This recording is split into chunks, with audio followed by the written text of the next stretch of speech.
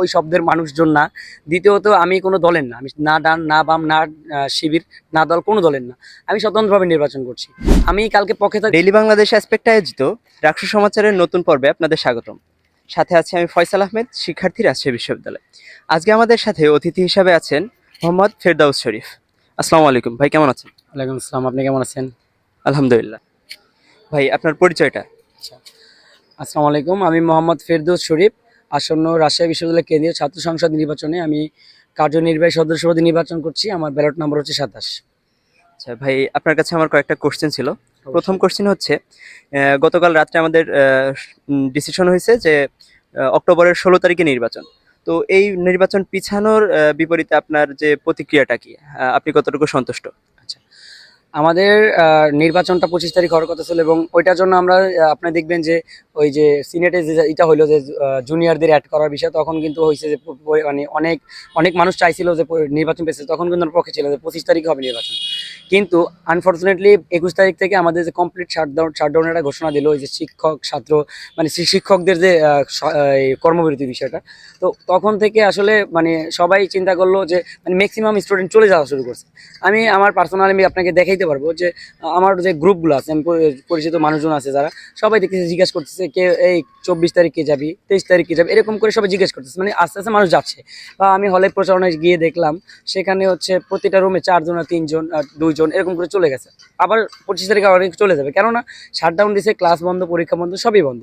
এখন আমাদের তো আমি আগেই বলিনি, আমি হচ্ছে স্বতন্ত্রভাবে নির্বাচন করি, স্বতন্ত্র প্যানেল থেকে, স্বতন্ত্রভাবে বলবো না, স্বতন্ত্র প্যানেল থেকে। এখন আমার তো আসলে ভাই ওই নির্বাচনের যে আমার যে ভোটার, সেটা হচ্ছে সাধারণ শিক্ষার্থী। এখন তারা যদি চলে যায়, বিশেষ আমি আমার বিভাগের ডিপার্টমেন্টের কথা বলবো, সেখানে প্রায় 650 স্টুডেন্ট, সেখান থেকে অলমোস্ট 3 ভাগের 2 ভাগ স্টুডেন্ট চলে গেছে।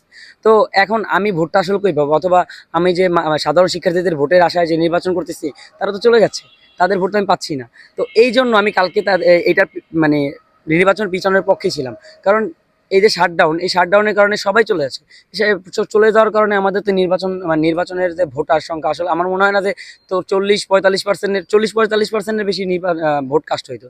তো এই 40-45%-এর ভোট কাস্ট হইলে কি আসলে নির্বাচন গ্রহণযোগ্যতা পাবে? আর একটা কথা হচ্ছে যে আমি পার্সোনালি বলতেছি যে নির্বাচনে আমিও প্রতিদ্বন্দ্বিতা করছি, আরও অনেকে করতেছে। যারাই আসুক, যে যে দলের মানুষই আসুক, তারা আমাদের প্রতিনিধি হবে। আমি চাই সেখানে 70-75% অন্তত মানুষের অংশগ্রহণ, ভোটারের অংশগ্রহণে নির্বাচনে, এবং সবার ভোটের মাধ্যমে নির্বাচন হোক। শুধুমাত্র 30-40%, আমি ধরি 30-40%ই আছে, 30-40% মানুষের ভোটের মাধ্যমে নির্বাচন হোক, এটা আমি চাই না। এই জন্য আমি পক্ষে ছিলাম। এখন কালকে একটা কথা উঠছে, মানে কালকে আমরা এটার বিপক্ষে গেছি বলে আমাদের শাহবাগ অ্যাটাক দিচ্ছে, কেউ কেউ আইডিতে রিপোর্ট দিচ্ছে, কেউ আবার চিনি না জানি না আইডি নিচে এসে কমেন্ট করতেছে, গালাগালি করতেছে। বিষয় হচ্ছে ভাই, প্রথমত আমি আসলে ওই যে শব্দটা উচ্চারণ করলাম, ওই শব্দের মানুষজন না। দ্বিতীয়ত আমি কোনো দলের না, আমি না ডান না বাম না শিবির না দল, কোনো দলের না। আমি স্বতন্ত্রভাবে নির্বাচন করছি। আমি কালকে পক্ষে থাকা একটাই কারণ, সাধারণ শিক্ষার্থীরা চলে গেছে।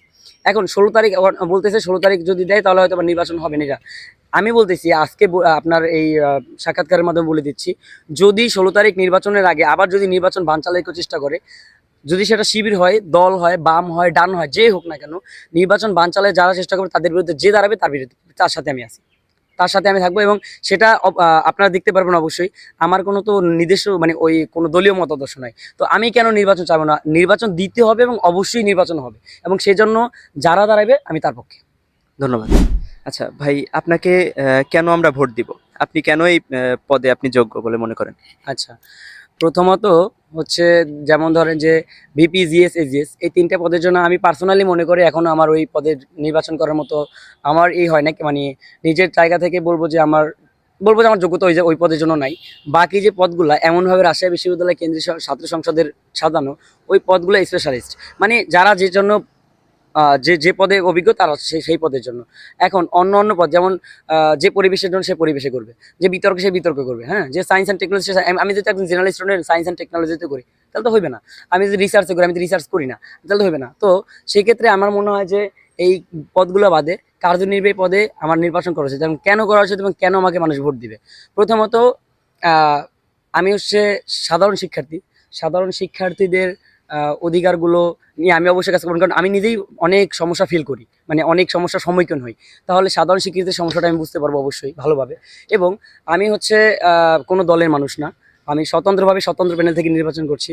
আমার কোনো দলীয় মতাদর্শ না যে তাদের এজেন্ডা আমি বাস্তবায়ন করব।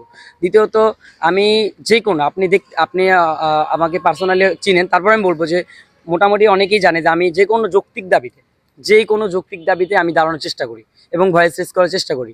এবং আমি ক্যাম্পাসে বিভিন্ন সংগঠনের কাজ করি, সামাজিক সাংস্কৃতিক অধিকার ভিত্তিক, অথবা বলেন যে ক্যাম্পাস রক্ষার যে সংগঠন আছে সেখানেও আছি।